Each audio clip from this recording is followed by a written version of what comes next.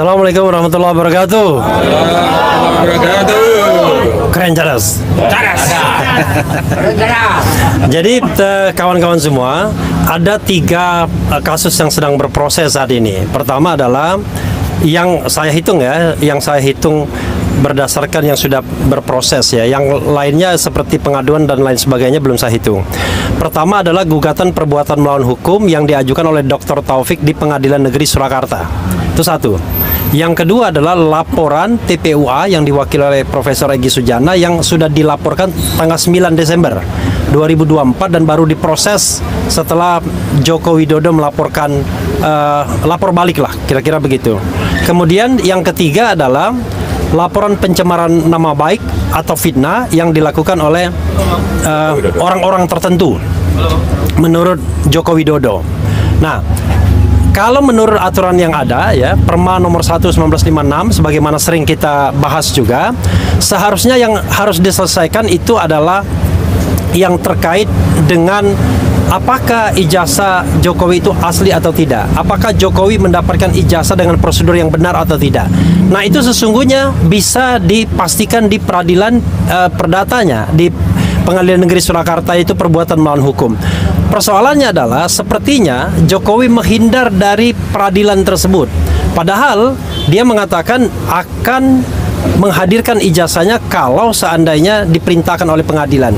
Ketika mediasi, mereka tidak mau menampilkan ijazahnya. Bahkan ijazahnya sekarang konon adanya di Bareskrim Mabes Polri. Itu satu. Yang kedua, ada undang-undang tentang perlindungan saksi dan korban, kawan-kawan semua, pasal 10 ya, yang mengatakan kalau ada misalnya tindak pidana atau dugaan tindak pidana pemalsuan dokumen dalam kasus konkret dan kemudian ada laporan pencemaran nama baik yang dilakukan oleh orang yang dianggap melaporkan tersebut, maka yang harus didahulukan adalah laporan tentang ada dugaan tindak pidana pemalsuan dokumen atau ijazah palsunya. Nah, ini terbalik. Yang cepat itu adalah pencemaran nama baik dan fitnahnya. Padahal kita tahu bahwa pencemaran dan nama baik jadi relevan kalau seandainya ijazah palsunya tidak terbukti. Tapi kalau terbukti kan tidak relevan lagi. Itu satu. Nah, yang kedua yang ingin saya jelaskan juga adalah kalau saya lihat ya sebagai orang hukum menganalisis, sebenarnya tidak ada pasal yang relevan yang bisa dikenakan kepada baik Roysuryo, Dr. Tifa maupun calon-calon yang disebut lainnya. Kan yang disebut tuh RS, ES, kemudian T dan K. Kenapa? Kalau kita menggunakan pasal KUHP misalnya, perlu dipahami bahwa Roysuryo dan Dr. Tifa ini bertindak untuk kepentingan publik, bukan untuk kepentingan pribadi. Karena itu nggak boleh dikriminalkan. Kalau menggunakan pasal 27A Undang-Undang ITE, sebagaimana disebutkan, maka Roysuryo dan Tifa juga harus bebas dan teman-teman karena Jokowi masih menjadi pejabat publik. Putusan MK terakhir mengatakan bahwa kalau dia pejabat publik tidak boleh mengadukan. Karena ini adalah negara demokrasi, ini adalah bagian dari kontrol publik.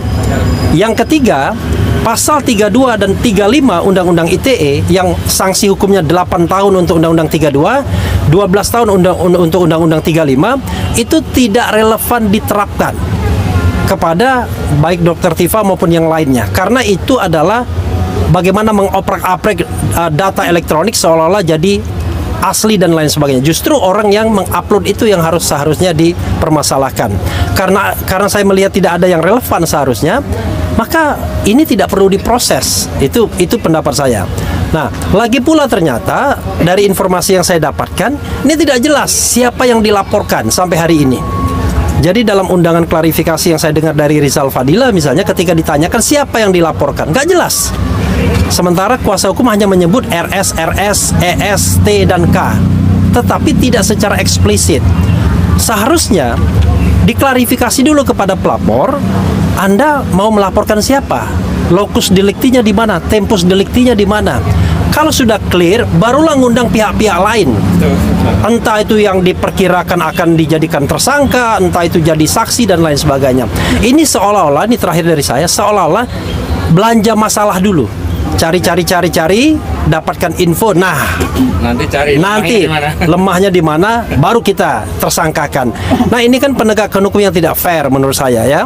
Karena kita bicara mengenai prinsip equality before the law.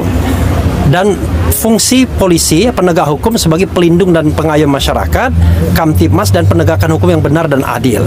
Jadi bukan alat untuk kriminalisasi atau alat untuk penguasa menginginkan hasratnya terpenuhi.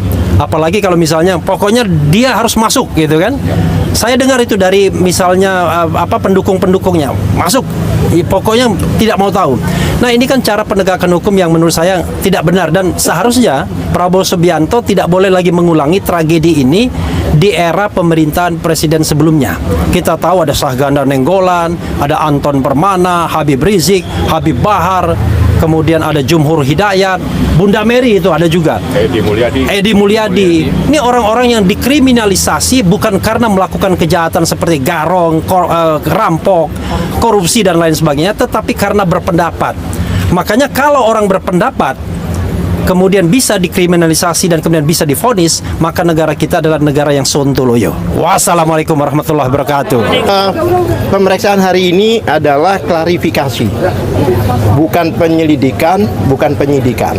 Klarifikasi itu hanya mengkonfirmasi hal-hal yang tidak substansi. Sehingga saya kaget juga ada pemeriksaan sampai 12 jam dan sebagainya, ditanya apa itu, 13 jam dan sebagainya, apa itu. Ini adalah klarifikasi, itu seharusnya apa yang dilaporkan, tuntutannya apa, dugaan pidananya apa, lokusnya di mana, temposnya kapan, itu seharusnya, ya kan? Dan satu hal lagi, ini sebenarnya teman-teman ini adalah mewakili rakyat Indonesia, sehingga tidak bisa dikenakan pasal 310, 311 karena ayat 3-nya menyatakan demi kepentingan umum, maka tidak dapat dilakukan tindak pidana. Jadi satu hal lagi yang penting saya tekankan, yaitu masalah kenapa teman-teman ini selama ini mempertanyakan ada dugaan tidak ada ijazah itu, karena pada peristiwa persidangan Gus Nur dan Bambang Tri itu objeknya adalah ijazah, tapi ijazah itu tidak disampaikan, sehingga diduga tidak diberikan, tidak ditunjukkan, sehingga diduga dia tidak punya ijazah.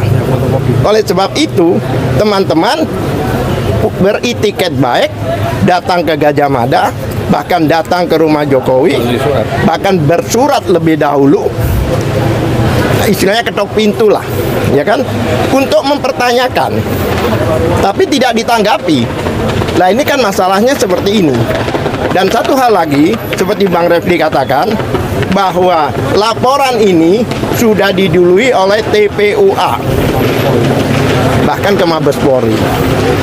Yang mana kalau demikian, ketentuan pasal 10 Undang-Undang 31 tahun 2014, yaitu perlindungan saksi dan korban, jika ada laporan lebih dulu, maka tidak bisa dilaporkan pencemaran nama baik. Kalau itu sampai terjadi presiden seperti ini, tidak ada laporan di Indonesia ini. Setiap laporan ditangkal dengan itu. Padahal ketentuannya wajib diselesaikan dulu laporan pertama sampai inkrah. Karena beliau ini yang melapor lebih awal. Itu saya. Terima kasih. Ya. Jadi ada hal yang penting, ini yang nggak bisa dibantah. Jadi setiap pejabat negara itu boleh dikritik. Apa dasarnya? Dasarnya yaitu putusan 105 MK P22 dan 24 tahun 2024. Itu jelas di putusan MK 105 menyatakan bahwa pejabat negara, pemerintah, korporasi, kelompok masyarakat itu boleh dikritik. Maknanya apa? Maknanya setiap pejabat negara atau pejabat pemerintah itu tidak boleh melaporkan. Ini penting untuk kita sampaikan. Nah, kalau kita bicara kepada dua orang yang sekarang diangkat menjadi dewas tertinggi Danatara, itu berdasarkan Kepres 30 yang langsung diangkat oleh Presiden Prabowo. Berarti maknanya apa? Maknanya pejabat negara dengan dapat gaji yang cukup besar dari APBN dan uang rakyat. Tapi itu harusnya tidak boleh melaporkan. Boleh dikritik malah di putusan MK, sebab putusan MK itu tertinggi. Jadi itu poin yang tidak bisa dibantah gitu loh ya. Setiap pejabat negara tidak boleh melaporkan, boleh dikritik. Ya, memang penjelasan tidak ada penjelasan untuk tidak boleh melaporkan, tapi boleh dikritik. Boleh dikritik maknanya berarti pejabat tersebut itu ya harus menerima dong dikritik, kan begitu. Apalagi kalau kita bicara soal masalah sekarang ini yang terjadi, bayangkan aja mulai dari wali kota 10 tahun, 2 tahun gubernur, 10 tahun presiden, itu kan mendapatkan fasilitas yang cukup fantastik. Kenapa sih rakyat minta untuk tidak ditunjukkan, kok malah ditunjukkan kepada wartawan yang tidak boleh juga difoto, ya kan, pada saat diundang. Nah, kalau kami itu kan memberikan surat secara resmi loh ya, suratnya ke UGM itu, termasuk ke rumah Suluh itu. Jadi itu yang paling penting. Saya tidak mau polemik apapun, silahkan diperiksa. Namun kalau saya bisa menjelaskan, klarifikasi itu tidak diatur di KUHP, tapi kita menghormati, tetap menghormati kita untuk mengikuti proses, nggak apa-apa, selama tidak ada kriminalisasi. Mungkin itu yang bisa saya berikan. Terima kasih. Assalamualaikum warahmatullahi wabarakatuh. Terima kasih. Paling kalau saya hanya bersudut pandang sebagai rakyat ya, sebagai rakyat petani, sebagai rakyat nelayan. Pak Presiden, saya tahu ini Pak Presiden kan itu namanya Pak Prabowo, presidennya saat ini. Kok ini kasus ijazah palsu ini seperti rakyat ini sedang menghadapi kekuatan besar gitu. Hal yang sepele yang menurut saya cuman ijazah saja, tinggal ditunjukkan selesai. Kok ini seperti berputar-putar, berlarut-larut, bertahun-tahun. Ini kayak apa kok? Saya sebagai rakyat kecil ngelihatnya malu amat, ini negara seperti ini gitu. Udah sih Pak, sudahilah. Malu sama negara-negara lain, sudahi udah. Masa orang-orang udah ngomong planet Mars segala macam, kita masih ngurusin masalah ini. Udah, yang jujur, yang adil. Udah, tolong Pak Kapolrinya tuh diomong Pak Presiden. Harus bener, harus jujur, harus adil. Jangan panjang-panjang lagi, lika-liku berdrama lagi, bersandiwara lagi. Tolonglah, kita juga sebagai rakyat malu ngelihatnya. Malu, biar rakyat ini tentrem, yang cari ikan, tentrem nyari ikan. Yang nanam padi, tentrem nanam padi. Masih banyak hal yang harus kita lakukan buat negara kita ini, negara besar ini. Masa urusan ini bertele-tele, tolong sudahilah Pak. Ya, mohon ini mah dari rakyat kecil ini mah.